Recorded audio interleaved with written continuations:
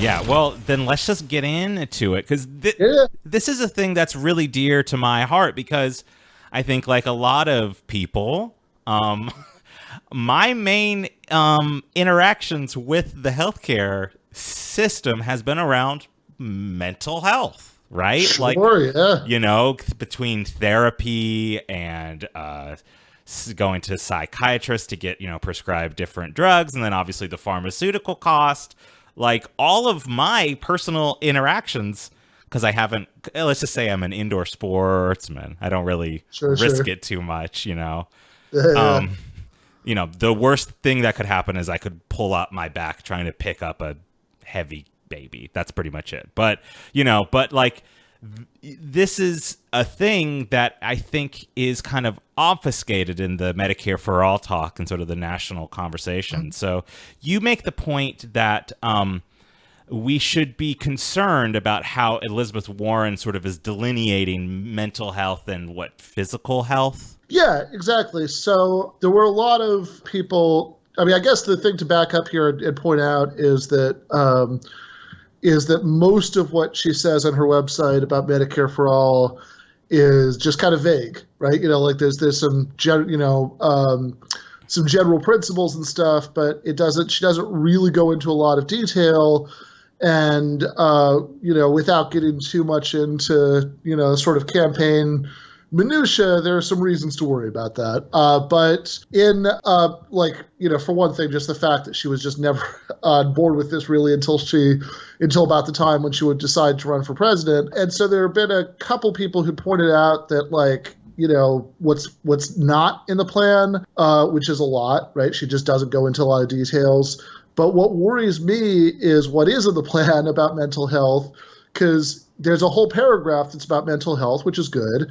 But then in that paragraph, she uses phrases like she's going to make sure that it's affordable. She's going to make sure insurers do this, that, and the other thing. And of course, that's when my antenna go up and say, hold on, right? Like, if it's affordable, I mean, or is this still going to be a commodity? If there are insurers going on, this doesn't seem like it's covered in whatever you mean by Medicare for All. And that seems like a big oversight to me, to put it Right. mild, to put it Right. mildly, Yeah. right? Because, like as you said, right, your interactions with the health system are mostly about that, and I don't think that's unusual, right? So, 1 in 6 Americans have some sort of psychiatric prescription, and I think the way that it's spaced out, right? I think that the other 5 out of 6 are extremely likely to have someone close to them who's in the 1 out of 6. Uh, and and I think, and my sense is particularly depending on age group and et cetera, that I mean, bluntly, I think the younger that you go, because of shifts over the time, probably the higher that gets. Right. Uh, um, and and of course and certainly that's my experience that not I mean I'm lucky enough not to have any medication I need to take for anything, but because I don't have any medications, that means that like 100%, other than some dental things over the years, 100% of my interactions with the healthcare system over the course of the last several years have been about my wife's medications. And like, even though that's all been the most routine stuff that you could possibly ask for, Right. I mean, it's literally just she's been on the same medications forever. Like, it's literally just a matter of, for each new place, for each new plan, finding a doctor who can ask the same, couple questions. Right. Exactly. No, I totally remember when I got health insurance with my last job, I had to like go in and schedule an appointment just so a guy could literally ask me 3 questions, and he just went, and then I got it. Yeah, totally, because it's a routine thing, which it should be, right? Because Right. if you've been, like most likely, if you've been taking the exact same stuff for 10 years, then like there's absolutely nothing that he could ask in a longer interview Right. that's Right. gonna shed any light on whether you should, like probably all those previous doctors knew what they were talking about, and so it's a completely routine thing, or it should be, except that because we have this god-awful system of market-based health insurance, it's actually a really stressful and oddly dramatic thing to do those completely routine interactions. Yes. Because what it amounts to is every time there's a change, which could happen for all kinds of reasons, right? If you're out of a job, or you get a new job, or you keep the exact same job, but your boss decided that figured out that a different plan would be cheaper for you this year. Yes. All of which come up all the time. All the time. That happened 3 times while my wife was at the same employer. What? Yeah, right. She never left the place ever. Yes. So any of those things happen, suddenly that means that magic clock is just reset. And so you have to wait till you get your insurance information because whoever you schedule the appointment with is going to ask for it. Once you've got the information, you have to, schedule, you have to find a doctor, who will deal, especially for the psychiatric stuff, that often involves a lot of calling around. And then you have to schedule that first appointment because you're a new patient, right? That's you're at the sort of bottom priority for scheduling that appointment. And then often, depending on medication or whatever, that first appointment isn't even necessarily when the damn prescription is written. And then you schedule the prescription writing appointment, and then they just this whole stupid process while those hourglass sands are running out, right? And you're counting out how many pills you have left. And it's just an absurd thing that in a first world country where, medicine is plentiful, pharmacies are plentiful, people are counting them out maybe if I cut them into thirds, I can make it work, right? Totally. And really to put a bow on this, right? I mean, people who are not overall particularly economically desperate are making those calculations. Right. Exactly. One of the things that, noted in the article is that, I'm keenly aware, right, that what we do for a living, since we're both academics in the dominant early 21st century sense of that term, which is to say, non-tenured, but, teaching jobs. But this is in the top couple percent of cushiness for jobs that you can get that don't involve being born into wealth or that's being an upper level manager or something like that. Exactly. And so this is really there's no under those circumstances this is a completely heroin thing. And by the way, it's also worth noting some of the just kind of pausing and slowing down to note some of the things that make it a heroin thing that wouldn't go away under a lot of what's been thrown around during the Democratic nomination debate. So, for example, if what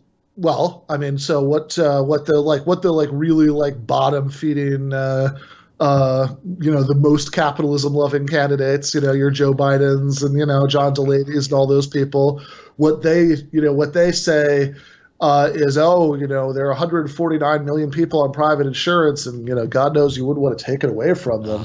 I know. Yes, because everybody would hate that, right? Yes. Didn't Joe Biden have $1,000 deductible as one of his things? Yes. That's right. Give me a break. That's how much money I used to make. Right. Exactly. And so look, if you're one of those 149 million people, and so, the Democrats don't want to mess with your health insurance, that means that this whole process we've been talking about would keep on happening to you, because if every time your employer switched your plan on you, which they could do, when they don't have to ask you, for the most part, most jobs. This whole process, would kick in, of trying to beat the clock while you pound out the pills or cut the pills in half. Right. And certainly anytime you switch to a new job, it would happen. And even when you went without a job, even if you go on, like, if you really go into the sort of, if you follow the details of this stuff to the extent that I think makes most normal people's eyes glaze over, and you were like really paying attention at that last excruciatingly boring debate to the interaction between Joe Biden and Julian Castro about whether it would be you'd automatically be enrolled in the public option if you lost your job, or you'd have to like fill out a form or whatever. That's Yeah. It's like what a weird why are like this shouldn't like this is definitely like this is not just rearranging the deck chairs on the Titanic, it's arguing with someone else who's doing it, No, we've got to arrange them horizontally. Exactly. And so it's like I want it to be a circle, yeah. Exactly. And the thing is, all right, so let's say any version of any of that happened, well, you'd still have the same problem. And here too, speaking from experience, because there was a minute several years ago when I had had a job teaching at a university in Korea for a couple of years, and my wife was still finishing up grad school, and we got back to the United States. And I ended up doing like substitute teaching for a semester, but there was like a minute when we were on Medicaid, while we were, waiting for new paychecks to come in. And Medicaid represent. Yeah, which in some ways, by the way, was awesome. Like, it was, because like in a lot of ways, Medicaid is just like what health insurance should be, But yeah, kind of. Yeah, I mean, the main problem with it is just that there's some dumbass rule that's set up to where doctors don't get paid the same amount with it, so it like creates like a disincentive for it. But it's like that's what I was gonna say. So if you're on either the Biden version, where you have to fill out some form, or the Castro version where it's somehow done automatically, although I don't really know what that means, but whatever. It's like how I'm still if they started the draft again, they could call me up. It just happens automatically. Yeah, right. Like, I suspect that you'd probably, once you really dig into the details, I suspect that even in the Castro plan, you probably have to fill out a couple forms, but whatever. Gotcha, dude. They have, all of which, by the way, is also an issue because, God knows, like one of the reasons, if you've, had to go through this garbage, one of the reasons it's so frustrating is like if you, let's say hypothetically, you thought that you, for whatever your new insurance was, that you had like an automatic bill pay set up online, but then you didn't. So it's been such and such many days, and you could pay today, but then you can't pay today, and then like use the insurance to go to CVS today. You have to wait until Thursday. All those issues are going to come up. But also, the one you just mentioned is the most important thing, because if you're on this public option, well, right now, I'm assuming that it would still work the way really existing Medicaid works, which is to say great in lots of ways, except that since a lot of private insurance plans pay out at a higher rate than Medicaid does, then there are lots of doctors who won't accept it. So which means, and of course, and it's very likely thus that if you're on your private health insurance, then you lose it. And let's go with the Castro version and really charitably interpret the Castro version. You're automatically enrolled in the public option. That's great, but once again, that clock has just restarted. You need to find a doctor in your area who takes the public option and get that first appointment. And by the way, that first appointment at the public option doctor, you're probably going to have to wait longer for than you were for the first appointment for the employer plan doctor. Because in my experience, especially for anything having to do with mental health, to put it bluntly, anything that's set up for poor people, is going to be funded at a worse rate, and it's not going to be, and their schedules are going to be more packed. Right. And now poorer people are going to have worse mental health outcomes on top of all the other stress of, I don't know, being poor. So. Yeah. Well, which is like so for example, I know from just before we broke down and applied for Medicaid, right after we got back from Korea, there's like a community mental health thing in Lansing, Michigan, which is where we were at the time, and we basically tried to look into that, because that's free and doesn't require insurance, but basically. You have to have already gone through the worst case scenario breakdown to get to the point where they'll help you. Which, by the way, I've got to say, like, maybe it's just my particular preoccupations, but I watched the Joker movie last night. Oh my God, yes!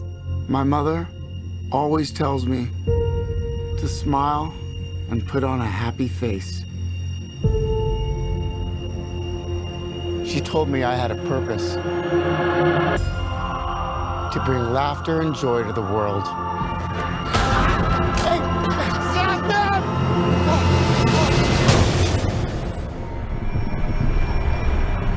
Is it just me? Or is it getting crazier out there? And that way that, like, there's always that sort of standout, like in a creepy movie, there's always that standout creepiest moment, like in The Shining, the two little girls in the hallway come play with us, Yes. The creepiest moment in this movie was when Joaquin Phoenix is like 3/4 of the way to becoming the Joker, and he has he's like scaring the shit out of this guy being like behind a desk at Arkham, and the guy says, there's social services, you can get some counseling, and he's like, oh, they cut all that. Oh my god, I love that you saw the Joker and that there's a connection. And you know what, this is actually true. All these people who are like scared about it incels, like incels is definitely a problem, and they're weird and scary, and it's like, it's bad. It's like, for someone who like wants masculinity to not be bad, it's real bad. But that makes so much sense to me. How is that movie? Is it ridiculous? Is it like good? I thought it was pretty good. Like it was okay, here, like just to break it down a little bit, like I think that first of all of the like stuff about all of the things that people have read into it about incels and all that stuff, none of that's really in the movie. There's like that's like basically based on nothing. Like there's no indication that in there that like any of his, like, I mean, obviously without giving anything away, as a very, very, well, I mean, he does become Joker, does right? The Joker fuck? I think that's the real question. I think that's what this is all going to come down to, and we're going to have to talk about it on Twitter a lot. But yeah. I don't think that's his problem. Okay, fair enough. So yeah, I didn't see any evidence of anything having to do with incels in it. But like there was an awful lot of stuff about poverty and having trouble with jobs and city budget cuts, and like it's basically set in, well, the period. I mean, obviously it's Gotham City, but it's like a sort of thinly disguised version of the like period when like Ford wasn't giving New York the federal bailout. Right. Yeah. I'm thinking like all the documentaries you ever see about like the history of like punk, like the Ramones, and it's all covered in graffiti. It's the Warriors, all that. Yeah. Yeah. No, it's totally that era. Like in the beginning, there's like a big thing about how since garbage is piling up on the streets and doctors are warning that there are new, bigger super rats, in the piles of garbage, so. There was a Rat King scene walking down Broadway.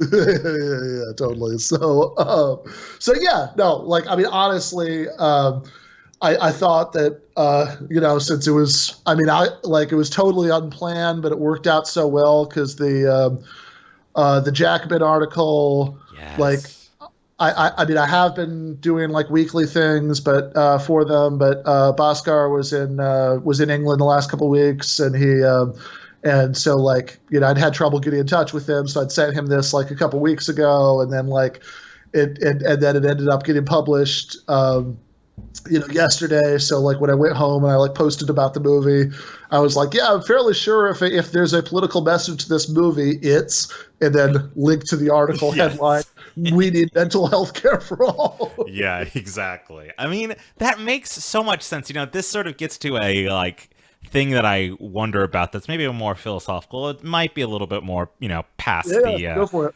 past the like, bong around kind of conversation. But I do sort of think it's interesting, and it's a thing I think about a lot with working with kids, and I'm not actually sure if the kids, sort of the age group that I'm with, you can really tell this too much, but I do think, I'm sure there's plenty of things about, social media and cyberbullying and all that, but just kind of in general, like how the logic of late capitalism basically, like for lack of a better term. I mean, you're connected with Zero Books. I can say that kind of stuff, right? But that sort of veers us towards a lot of feelings that we sort of now have to deal with in sort of a mental health way, right? Like that sort of creates more people who are sort of, who are depressed or anxious. And I even think about sort of the rise of sort of self-diagnosing autism with people, and it seems like a really important thing that kind of shows, like the permeability of all these different forces anyways, right? Yeah. So I think there's something to that, definitely. Like, I mean, look, one of the things that I think is not, for whatever reason, like I think it's relatively rare to see somebody articulate this explicitly. Although one exception to that, which is really good, is an article I've always loved from the 2016 election cycle from Dissent by Jedediah Purdy, called 11 Theses for the Bernie Sanders Generation. And one of his theses is it's okay to want stability, right? Like, like this is something that like it's that like we've gotten so much neoliberal propaganda over the last few decades about, about how we need to like be nimble and, roll with the punches and like, and be flexible and, all those other terms that mean like, accept like a bizarre lack of stability in your life. But like, it's perfectly okay to want like, to want stable expectations, from one year to another, which of course, one of the things that, that's that overused term, late capitalism, like one of the things that really is different about it, certainly from the kind of capitalism that we had for, during like when our parents were growing up, is that it's, in a lot of ways, this is like reverting to like early capitalism, but that they have.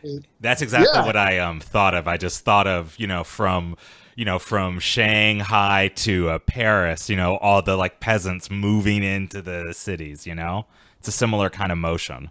Totally. Yeah. And this idea that like, that now we're like increasingly, we're like increasingly trained to accept this bizarre amount of job stress that like, that, it's not just like, you've got a job and now you're good, right? Or that like, maybe like like, okay, you got a job and it's at like some like noisy, dangerous factory and you hate your boss and whatever. And so you have a certain set of problems that are associated with that, but at least you pretty much think that you're going to get this, like, it would take something exceptional for you not to have the job anymore, right? Whereas now, increasingly everybody from what was once taxi drivers who are now Uber drivers to what were once professors and are now adjunct instructors, No, exactly. It's the Uberization. I'm in the middle of that myself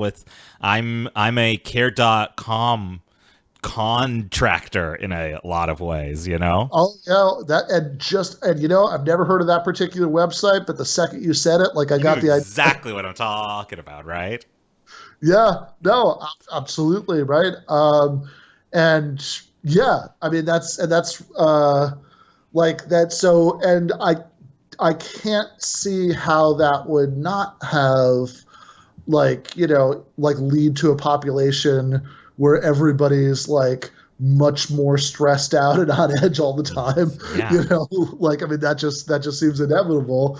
um and so of course that is going to have mental health consequences, although I also don't want to bend the stick too far in that direction, because I don't want to bend it so far that you end up becoming Marianne Williamson and like, you basically just think that everybody needs to like, meditate and take long walks in the woods and you'll be good.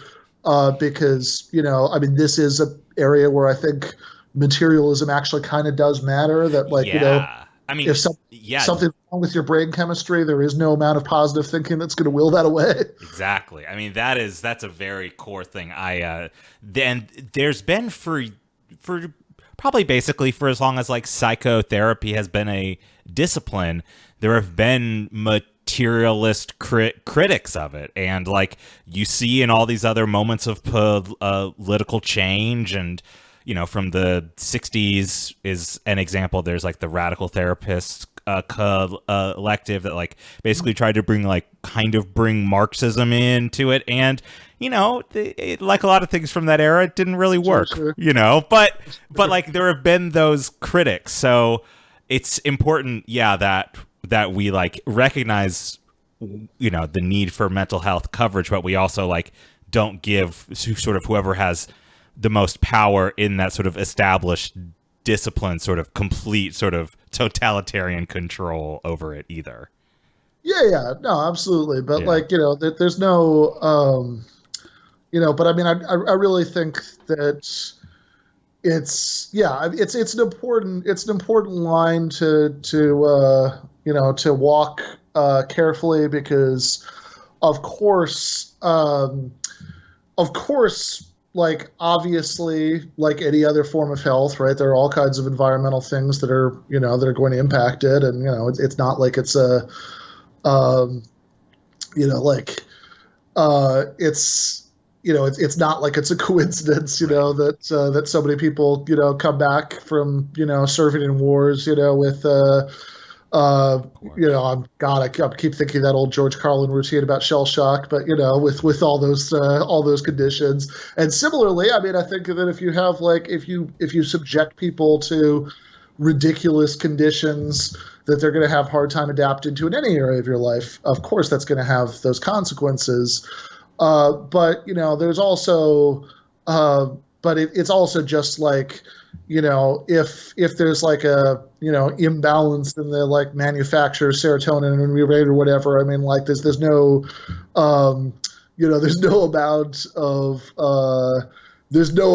of like of putting people in relaxing conditions or whatever Exactly. that's going to fix that. That's just like any more than like any more than if we had like a kinder and better society. People would like people with crutches could just like throw them away and learn. I wish. Yeah, right. That would I mean, be great. obviously that would be wonderful, right? Yeah. But that's kind of that's really the toxic thing about a lot of the way that even now we still talk about this stuff, because Yeah. I think that there's kind of a legacy of this kind of pre-scientific worldview where where you think like what Descartes thinks, right? That it's that there's like the physical world, which is mechanistic, and then there are souls that are like animating your body and making it walk around and stuff, and Yeah. that like that's just this non-physical kind of reality. That's just fundamentally different, right? From the physical one, and even a lot of people who don't consciously think of it that way, in effect, still do think of it that way. And I think the fact that there is like even in the existing medical system, the fact that there is as much separation as there is between physical and mental health, I think in some ways is just a relic of that. It's just it's just a sort of archaic like holdover of bad philosophy. Wow, yeah, totally. It really does go all the way back to Descartes. I did not do very well in my first philosophy classes. Is he the guy who's I think therefore I am? Let me tell him. Yeah, that's the dude. All right, very good. I would still do okay on a pub quiz for philosophy. Ben Burgis, author of Give Them an Argument, Logic for the Left. It's a great book. I'd recommend it. Thank you so much for coming on Unpopular Front again. This has been great. My pleasure. Thanks a lot, man. Thanks. All right, bye-bye. Thanks for watching Unpopular Front. You can find more, subscribe to the channel down below, hit the bell, and subscribe to us as a podcast. You can find me on Twitter at MarxistManny. Bye-bye.